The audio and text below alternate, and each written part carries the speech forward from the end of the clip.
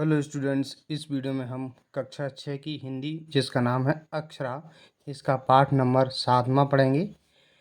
तो देखिए, इसका नाम है माँ कह एक कहानी, और इसके माध्यम से हिंदी पढ़ने का अभ्यास करेंगे।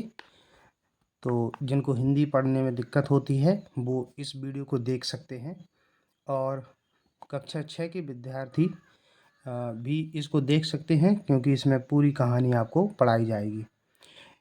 तो ये माँ कह एक कहानी एक कविता है।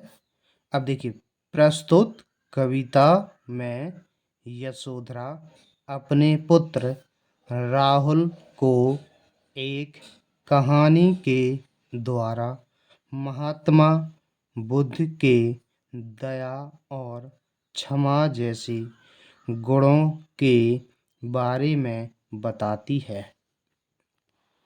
आगे, माँ कह एक कहानी, राजा था या रानी।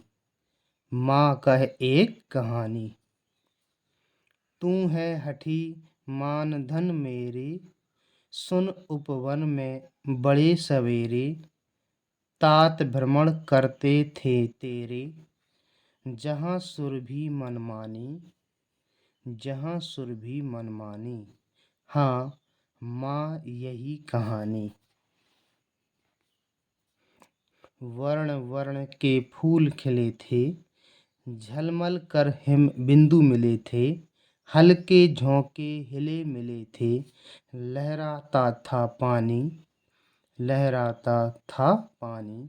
हाँ हाँ यही कहानी। गाते थे खग कल कल स्वर से, सहसा एक हंस ऊपर से, गिरा विद्ध होकर खर सर से, हुई पक्ष की हानि, हुई पक्ष की हानि, करुणा भरी कहानी। चौंक उन्होंने उसे उठाया, नया जन्म सा उसने पाया, इतने में आंखें टक आया, लक्ष्य सिद्धि का मानी। आगे पढ़ते हैं हम। लक्ष्य सिद्धि का मानी। कोमल कठिन कहानी, मांगा उसने आहत पक्षी, तेरे तात किंतु थे रक्षी, तब उसने जो था खग भक्षी, हठ करने की ठानी, हठ करने की ठानी। अब बढ़ चली कहानी। हुआ विवाद सदय निर्दय में, उभय आग्रही थे स्व विषय में, गई बात तब न्यायालय में, सुनी सभी ने जानी, सुनी सभी ने जानी। व्यापक हुई कहानी। राहुल तू निर्णय कर इसका, न्याय पक्ष लेता है किसका, कह दे निर्भय जय हो जिसका, सुन लूं तेरी बानी, माँ तेरी क्या बानी, मैं सुन रहा कहानी। कोई निरपराध को मारे, तो क्या अन्य उसे ना उबारे, रक्षक पर भक्षक को उबारे, न्याय दया का दानी, न्याय दया का दानी। सॉरी, यहाँ पर देखना, रक्षक पर भक्षक को वारे, न्याय दया का दानी, न्याय दया का दानी, तूने गुनी कहानी। तो इस कविता को लिखा है मैथिली शरण गुप्त ने। इनका देखिए जीवन परिचय दिया हुआ है शॉर्ट में। राष्ट्र कवि मैथिली शरण गुप्त का जन्म 3 अगस्त सन 1886 ईस्वी को चिरगांव जिला झांसी में हुआ था।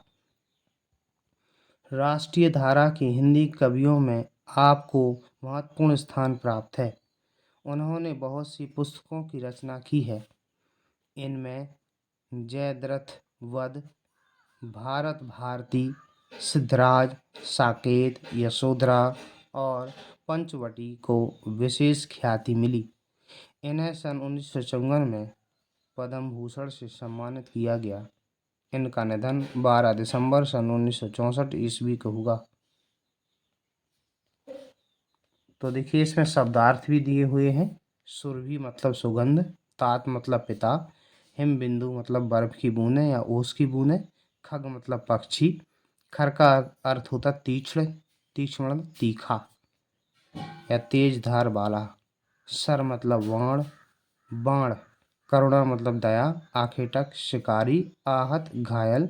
भक्षी का अर्थ होता भक्षण करने वाला। भक्षण करने वाला मतलब जो खा लेता है, भक्षण करने वाला या खाने वाला।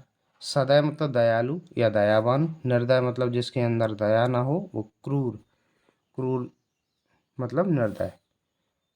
उभय दोनों, आग्रही जिद्दी या हठी। निर्भय बिना भय के, निरपराध जिसने अपराध ना किया हो। उबारी मतलब उद्धार करना, वारे मतलब न्यौछावर करना, व्यापक मतलब विस्तृत। तो इस तरीके से ये पूरी कविता पूरी होती है। अगर आपको वीडियो पसंद आया है इसे लाइक कीजिए। वीडियो देखने के लिए धन्यवाद।